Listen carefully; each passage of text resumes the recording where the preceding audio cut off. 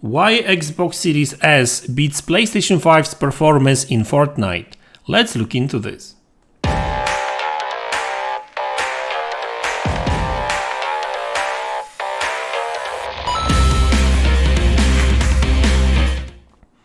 Hey guys, welcome back to the channel.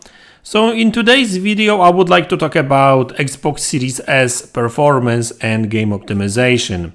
Now first off, let's talk about that Fortnite game where indeed Xbox Series S performs a little bit better than PlayStation 5. Now I'm talking about this particular game, not the console overall, because obviously it's not even debatable. PlayStation 5 is way more powerful and capable console than Xbox Series S, but I use that particular example to talk about Xbox Series S capabilities and game optimization. So without out of the way and double confirming that yes guys, PlayStation 5 is more powerful, more capable console than Xbox Series S, let's talk about Xbox Series S game optimization.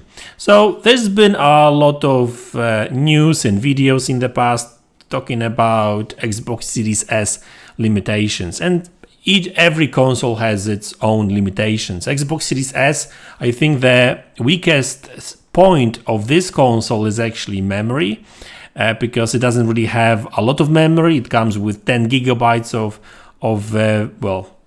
general purpose memory, GDDR6 memory, and limited bandwidth as well. And that's not necessarily a lot, but there's some technologies that may help a little bit actually with that moving forward. It's just a matter of using technologies like SFS, velocity architecture, direct storage and stuff. And I think that some of the issues that developers do have right now will kind of not necessarily go away completely, but they will not be as exposed as they are right now. Once developers will actually start using these technologies, and I'm sure they will, because I guess they will be forced to really in order to optimize games for Xbox Series S, because that's what Microsoft actually pushes for, right? Microsoft says that if you are making a game for Xbox, it has to run on both Xbox Series S and Xbox Series X, right? Yes, there may be some cutbacks when it comes to graphics performance, but when it comes to features and general gameplay, the games need to be pretty much the same on both Xbox Series S and X, and it kind of makes sense, right? So what about that game optimization thing? Well, I think Fortnite kind of shows that even way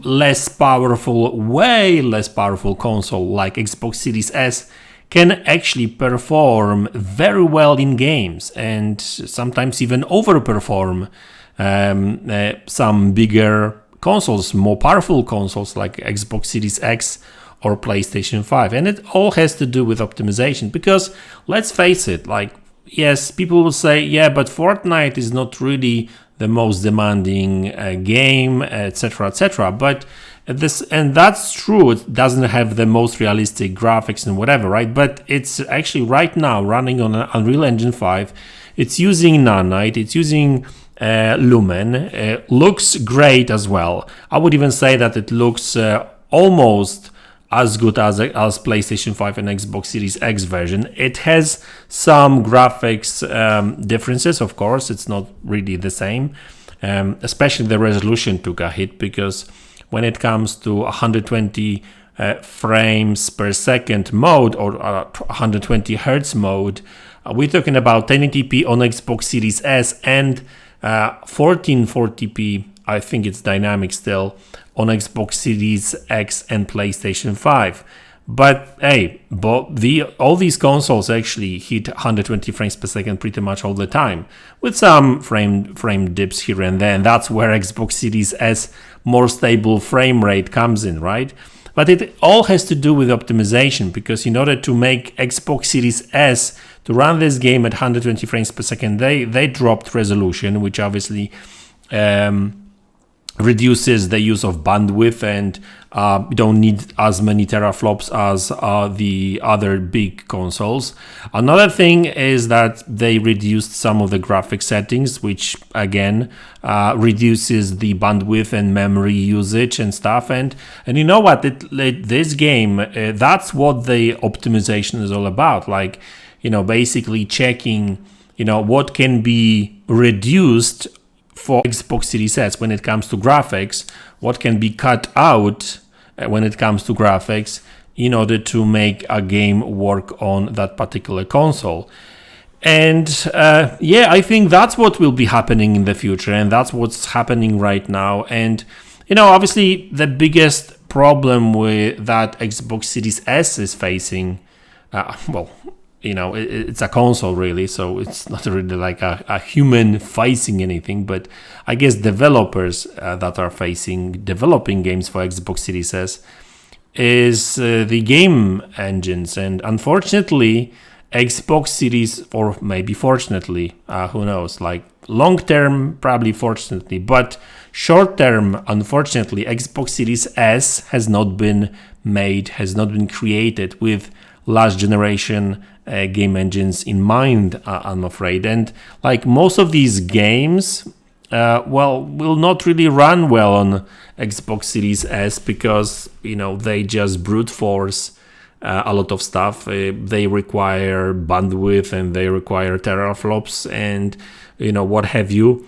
And, most of these old engines don't really take advantage of these features. And I know that I keep saying features here, features there, but like moving forward, these software features or hardware accelerated features are actually going to make a huge difference. Like a couple of days ago, I spoke about AMD's Fidelity FX Super Resolution 3.0.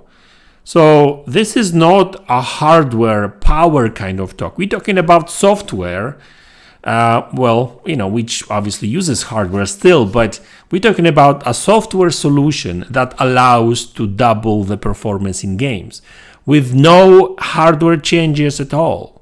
So yes, software and all kind of different tools can make a huge difference. And I think that a couple of days from now, we will actually sit down and we look at a lot of games for Xbox, and we'll think, how's the hell Xbox Series S is capable of running these games? Because like moving forward, developers will use these features.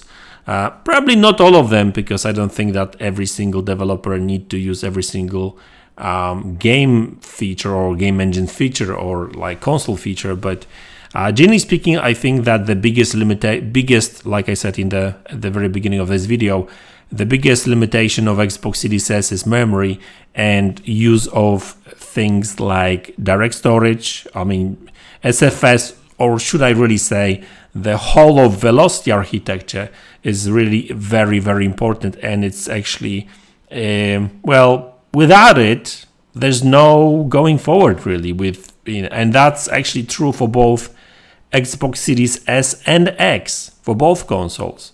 But so we'll see how that goes. But I'm actually, and don't get me wrong, I'm not necessarily the biggest fan of Xbox Series S, like, 1080p games. Yeah, even on a monitor, like I prefer, a bit higher resolution.